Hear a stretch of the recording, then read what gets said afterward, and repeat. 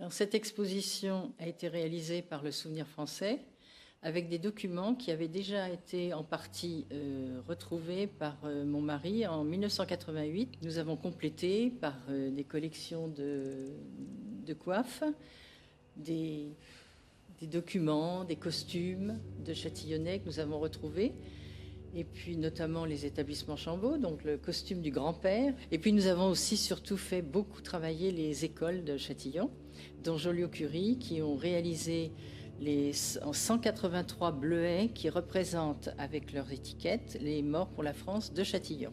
Une école a fait aussi Joliot-Curie, a fait un avion en carton qui représente l'avion de Roland-Garros, le cercle Ferro-Vifil qui nous a prêté le wagon où a été signé l'armistice, et puis différentes petites figurines. Alors on a essayé de faire un circuit qui nous dit la vie au front, ensuite qui passe par les cas typiques, par exemple la démolition de la cathédrale de Reims, qui a été démolie tout à fait au début de la guerre. Et ça, c'est un poilu qui écrit le 6 décembre 1915. Nous avons touché des bottes de tranchée.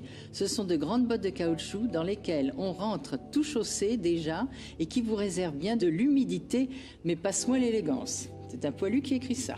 Alors ensuite, nous avons bien entendu toutes les citations des uns et des autres, parce qu'il y a eu beaucoup d'actes de bravoure. Donc, avec photos, les médailles, énormément, les coiffes. Un calot authentique puisqu'il est même rapiécé, la coiffe les casquettes d'officiers, un qui est français et l'autre qui est allemand, mais qui sont pour le régime, pour la santé, ce sont des médecins militaires. Les cartouchières authentiques, des baïonnettes, la gourde évidemment, parce que ça c'était très important, parce que malheureusement ils ont manqué beaucoup d'eau.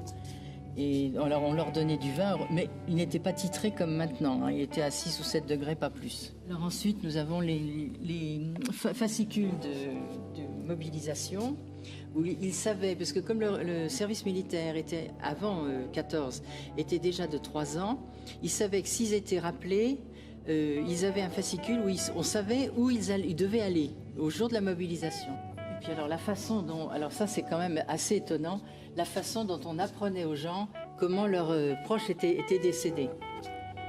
En vous présentant nos salutations très distinguées, nous avons l'honneur de vous informer que le sous-lieutenant Richard, du 8e régiment d'infanterie, aurait été tué le 28 août 18 et serait inhumé à Trolly-sur-Loire dans l'Aisne. Voilà, c'était quand même très spécial, l'annonce des décès.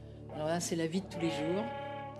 Alors on essaye de se raser. Alors évidemment, les combats étaient surtout la nuit, puisque le jour, dès qu'ils sortaient, ils se faisaient tirer dessus. Et donc on passait le temps, on jouait aux dames, on jouait aux échecs, on se rasait. On lavait son linge quand il y avait de l'eau, quand on était au bord d'une rivière, ce qui n'était pas toujours le cas. Au début de la guerre, les avions étaient assez rares, puisque c'était un plaisir, disons. Et donc, il a fallu se mettre au fur et à mesure des années tout à fait en évolution. Donc, dont Roland-Garros qui a trouvé un système pour que les balles passent autour des hélices. Toutes les coiffes nous ont été prêtées par un ami que nous connaissions et qui avait fait collection, dont le père avait déjà commencé la collection il y a très très très longtemps. Et donc, elles ont pu ressortir et ce sont des magnifiques coiffes, qui sont aussi bien prussiennes, de Ulan, d'Allemands normaux. Et puis il y a même un casque qui malheureusement a été traversé par une baïonnette que nous avons. Nous avons des baïonnettes, nous avons des éclats d'obus. L'année dernière, comme nous avions déjà en prévision cette exposition, Madame Gallman, une enseignante de Joliot-Curie, a fait travailler les enfants sur les soldats de Châtillon et chacun a écrit une lettre à son mort, si on peut dire, et dont celui-ci, par exemple, est le grand-père de Madame Moissard, qui nous fait présenter, qui présente l'expo aux écoliers. Voilà.